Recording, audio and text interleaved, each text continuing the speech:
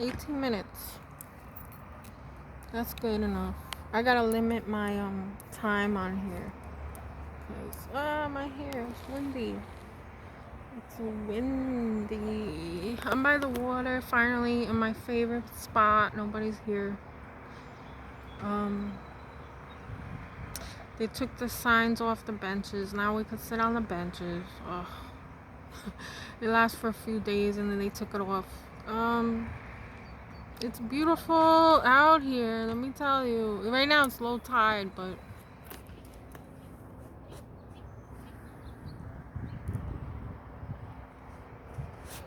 yeah, I love sitting here.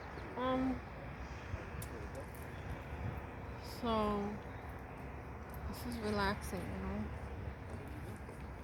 until someone comes and sits there. Now they are. Oh well. Good country, right?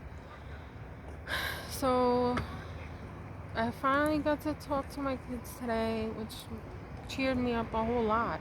I didn't want to get off the phone. Understandably, I haven't been able to speak with them consistently at all, if at all. And I don't blame them. I don't blame them. I just get very frustrated. But I know who's behind it, because every time I do get in contact with them and speak with them, that woman's always in the back asking them to do something, or just trying to get them away from talking on the phone. I'm not hallucinating. I'm not being paranoid. It's true, because as I said before, the last time I spoke with my husband, it was brief, and he was complaining to me and telling me to go down there. I did a video on that. She was in the background arguing with him, and then it didn't last too long, the conversation I had with him on the phone, because of how immature that woman is, and she's an old woman too, so I'm surprised. So yeah, she was again in the background today when I was talking to my kids. I did FaceTime today, thank God, because I was able to see them and make sure everybody was okay and accounted for, because for a time period I didn't even trust my son was the person communicating with me over text messaging. I had no proof of that, like it could have been her, it could have been her father, because he's like that and he would do that. But I got to see him today, make sure that he was okay, and thank God for that. Because really, I cannot trust a person like him, the father, at all. He's devious, and now I know for sure that his girlfriend is just as bad as he is, if not worse. And they're gonna get what's coming to them soon. That time that he did call me had to do with taxes, of course, and how he tried to scam. I guess he tried to scam the government or something, claiming taxes that he shouldn't have been doing. Putting my kids on the taxes, which he should not have been doing. You can't claim them twice. So, of course, he had an issue with that, trying to call me and tell me to call the IRS. It's really insane what he thinks that I'm accountable for, and he's able to just move all his responsibilities and accountability onto me. He's the one that's doing fraudulent applications, and then somehow it's my fault, and I gotta pay him back, or I have to solve the issue. Yeah, right. Good luck with that.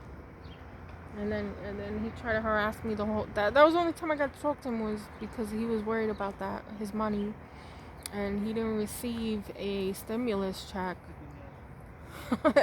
It's funny, because what did he think? He's entitled to all that? He wasn't, but he's greedy and entitled somehow, that I'm supposed to give my money that I worked for, that I was entitled to, and I'm supposed to just hand it over to him, because that's the reason why I'm not with that person anymore. One of the reasons, I got tired of that, like, just giving up everything. I used to think I wasn't deserving of anything, so but now things change. He don't like that. So then that was the last time I talked to him, and she was in the background arguing with him, telling him to go, that he wanted to be with me. So he's just making her jealous and probably talking shit and comparing me to her and nonsense because he don't want me. He don't want nothing to do with me. And she don't know that. So she's just on her toes right now. She's jealous. And that's great. I enjoy that. I enjoy that part because I know for a fact now that he made her insecure in the relationship. So I'm not sure they're fighting in front of my kids or anything, but I'm most likely. My daughter hasn't told me anything.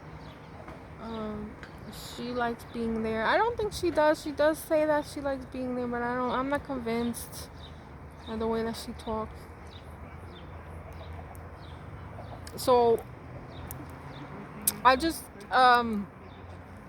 tell her, like, assure her that if anything, you can come back with me. I'm stable. I have this, that, and whatever. And, show her. I try to show her through the video, like the places that we used to go, and walking around by the water and stuff, and just so she knows that she's not alone, and if she feels out of place there, she can always come back to me, and hey, we can hang out again like old times. I love my, spending time with them.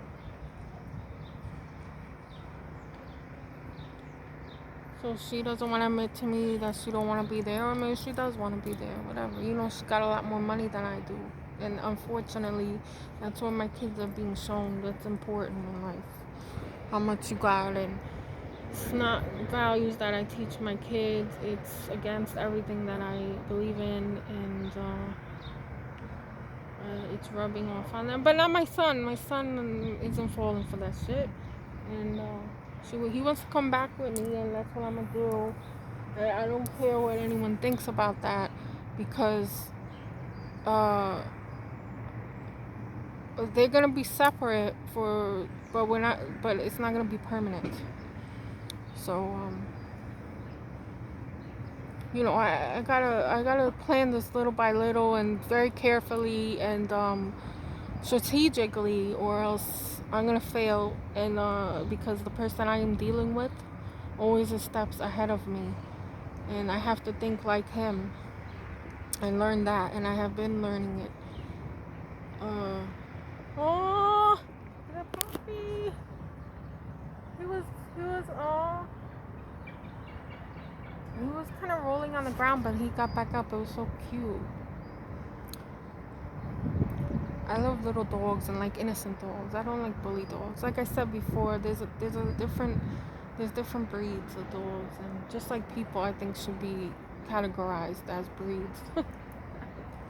Honestly, and it's the truth. So yeah, she had to stick her nose in the conversation when I was talking to my kids, and I don't let it bother me. I don't let it show that it bothers me. I just continue on my conversation, which I'm entitled to, and the kids need. And I'm almost completely positive that it's not just my husband trying to block access to my kids. It's mostly her, because I don't have any access to him at all. I'm completely blocked from any communication, any emailing. Okay, before it was I was able to email and get a response. Now it's nothing. So it started with the phone calls and the texting, not returning text, and now it's the email. So it's completely denied access to communicate with the father of my kids, which he should be doing responsibly. And I'm gonna go through the court system now. It's gonna take a little time, but it's actually easier now, because they do over the phone sessions instead of having to appear in court and all that, and that might work in my favor, but maybe not. I don't know how long the wait is, but it's worth it to to demand communication. It's the only way he's gonna end up doing anything and being fair about it, because he has been very unfair to me, and lying at the first part of when he took them. He was lying about helping me this and that, and keeping me in contact with my kids, and then little by little it started to be more restrictive, and I had enough now. I'm set up again in a good way, and things are dying down from the restrictions of the virus. You know, some services are coming back, and restrictions have been taken out somewhat, but we still gotta be precautious and have common sense. I know that, and at the beginning I was sick, so I was paranoid as heck, thinking I had this thing, and it was possible I had it. I'm gonna get the antibody test. I got the test done and I was negative, but that could change within the next day. We gotta continually test every single day, but we don't have that access here. And that's fine, because I'm not sick now. I have a cold, but that's about it. And I'm gonna find out. I'm gonna take the antibody test to find out if I ever had the virus, which I'm assuming I actually did. And that'll be great to find out that I did have it and I was able to fight it. That's gonna keep me more secure and confident in my next steps, because I gotta travel. I have to go into public transport for hours at a time. I don't want to do that at the wrong moment, because I'm not driving over there. It's too far, and I'm not a seasoned driving to be driving 10 hours by myself with no help. It's not gonna work out. And I'm not gonna ask my family for help, because like I said, I'm not talking to them anymore. And I have to stick with that. I just have to. It's helping my mental health, and it's giving me more peace of mind and clear thoughts on what I can do, what I have to do next. So yeah, I'm very satisfied today that I got to speak with them, because before I was just so anxious and mad the whole morning, and I started the day off bad. Like I just had it. I had reached the end of my patience, and things got better. Thank God for now. That's how it is, up and down. Alright, so I just wanted to give a little update. I'll do another video. And look at the beautiful day. Beautiful. Lovely day by the ocean. So you know what to do. And I'll see you next time. Bye.